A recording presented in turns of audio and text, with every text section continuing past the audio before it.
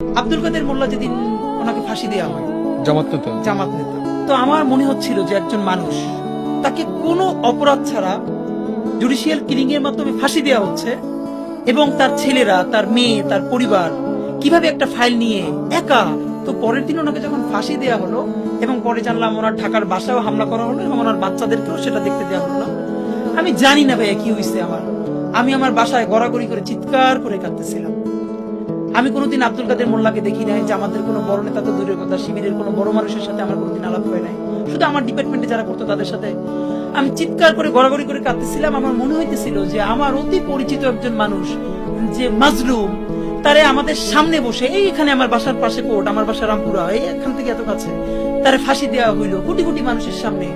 আমরা দেখতেছি, কিন্তু কেউ কিছু বলতে পারতেছে না। আমি এটা নিতে না পারি, আমার মনে আছে আমি গড়াগড়ি করে শব্দ করে কাঁদতেছিলাম। কিন্তু ভয়াবহ অভিজ্ঞতা হলো, আমার বোনও তখন কাঁদতেছিল, কিন্তু সে এসে আমার মুখ চেপে ধরছে।